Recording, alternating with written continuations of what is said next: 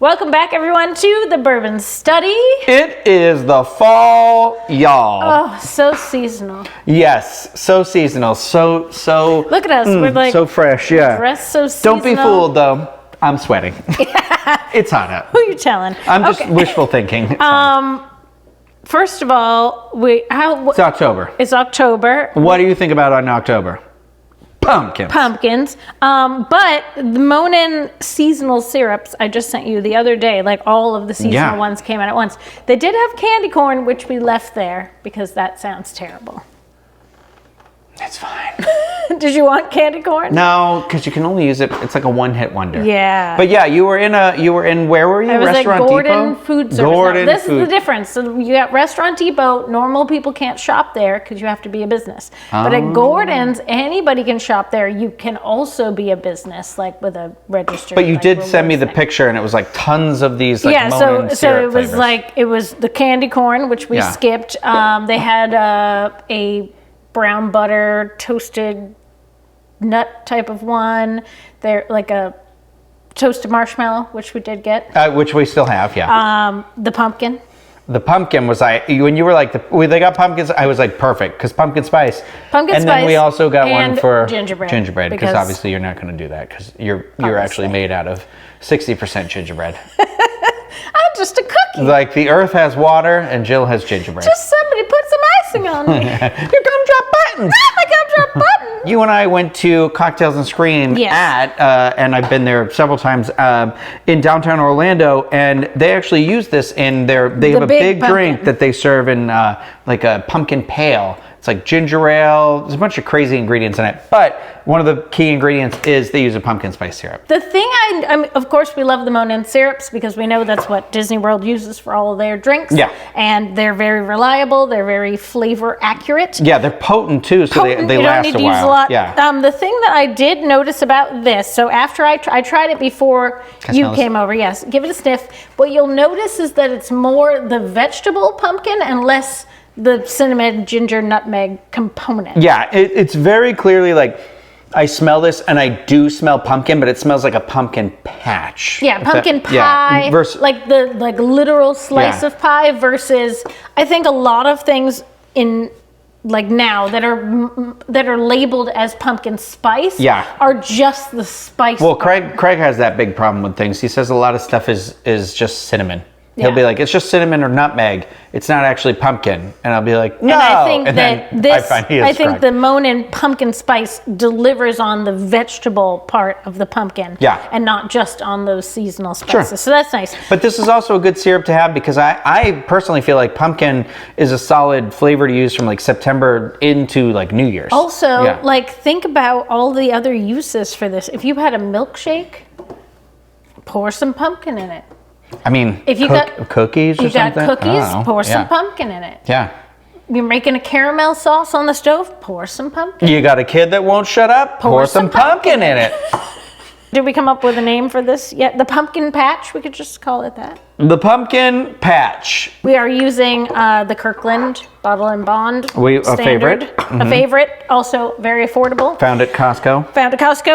The Monin pumpkin spice, and we are using some Contro Noir. This is new too. Yeah, right? this is like new on the market or just new to here? No, it's just new to being utilized. I feel I think that this product's been around for at least 5 years, but it's only recently gained popularity as a lot more drinks are using cognac in them. So like even, with like a Sazerac, a lot of them now, instead of being one or the other, will be like a hybrid of half whiskey, half cognac. So now that cognac is becoming a more common ingredient in these cocktail programs, the Contro Noir is being it's very good. Used more. It's very strong. It tastes to me like orange candy. I was gonna say when you sniff it, it smells like the candied peel. Like if you took the like rind of the orange and you put it in sugar and you crunch, like make it. I said an orange Jolly Rancher. Like that's what I. Yeah, but it's more the oil scent of an orange than that. More the peel. Specifically, it's more noir. It's nuanced. It's noir. But my nose just went entirely into it. It smells really good. It has a nice sweetness and a nice extra bit of the citrus without having to just throw a bunch of juice in there. Oh yeah, for sure. And then of course, for the bitters, we're using the Black Strap. These are from Bitter Cube. I did check; these are available on Amazon, or you can get them more because directly. We use this one a lot. Yeah, I actually use this one in an apple cider drink I made the other day too. So it's like got like cinnamon, vanillas in it. So the Black Strap says that it is smoky cinnamon, cola nut, and nutmeg. Yeah. So I'm like, this is going to be a go-to for the rest of the year, I think, because I would use this in something like eggnog or holiday-oriented or something like that. Yeah, but this is also just great for like an old-fashioned. Or a tiki drink, I think, too, honestly. Yeah. Anything that needs that little push of cinnamon. The little bit of cinnamon. It also says it includes molasses and orange peel. Yeah. So. Feels like a lot of signature drink items in it, but. Goes back to this is going to be great in the gingerbread. Let's make this drink. All right, of course, 2 ounces because we're not animals. We're civilized. We're not trash. Yeah, not yet. Maybe after this drink we will be. 2 ounces of the bourbon of your choice. Doesn't need to be very nuanced because there's a lot of other flavors here. Yeah. Then I'm going to use a 1/2 ounce of the syrup. The syrup. You're right. I mean, this does have a very vegetal taste to it. It does. You can even smell it. It smells like a pie when it's like baking in the oven. But that very specific squash pumpkin scent. Yeah. And then a 1/2 ounce of the Cointreau Noir.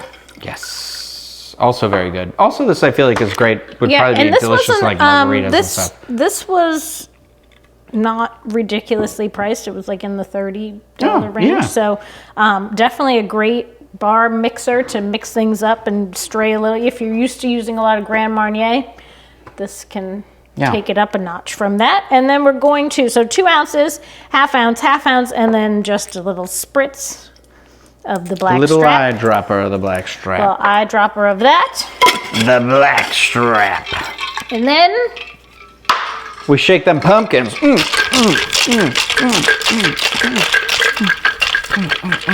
Then I got my little seasonal Nick and Nora glass here, as I love. You love a Nick and Nora. And then we're just going to garnish with a little bit of peel. So you got your little twist of orange. A little twist of orange. And then that's kind of like the top of the pumpkin. You know, you get the little like... Yeah, little top hat. Hey, how are you? How are you? It was a very silent cheer, sorry. It's because our orange is... We pushed our soft parts together. I was like, oh, yes. I like it because it's strong, but it has that pumpkin. You can taste the orange, but you get why it lends itself to the pumpkin. The thing that I think is nicest about using the Noir is that at the end of the sip, you get that like creaminess. I can see that, yeah. So you get like the vanilla flavors of the pie. Yeah. Do you know what I'm saying? No. Right up front, you get the like smell of the vegetable. And then you're like, yes, the pie, like here's the graham and the thing and like all these other components that are naturally There's a flavored. thickness to this drink. It's thick. A thickness, but it's also just like pure liquor. So I'm like, You know what I'm saying? Like if you closed your eyes. No, if I closed my eyes, I would definitely think this was a cream-based drink, 100%, because you're 100% right. It does have that like vanilla undertone, like that kind of velvety mouthfeel to it. Yeah, I said mouthfeel. Everyone get over it. Go lick a pumpkin. Go lick a pumpkin. Go walk in a patch. Go find yourself through a corn maze. I think this is a really nice alternative, though, to something that's just very like the pumpkin spice, like the you know, like what you said earlier about it just being like kind of the cinnamon, the nutmeg, and you like lose all that pumpkin. This is pumpkin forward. Yeah, I think if you're a fan of the pie, if you're a fan of the cheesecake, if you're a fan of the like pumpkin things that are not just a latte, this is the drink for you. Yeah. A latte, another thing you could use that syrup in. So could use that. Give it a try. Thank you everybody for watching. If you want to keep us in our drinking habits, we have a Patreon set up, patreon.com/thebourbonstudy, and on there we do some exclusive tastings and hopefully some other fun content in the future as well. And if you like the video, thumbs up, subscribe to the channel. But I think that's going to do it for us right now. We're going to go roll around in the pumpkin patch. That's the story of how we turned into giant pumpkins. Isn't that terrifying?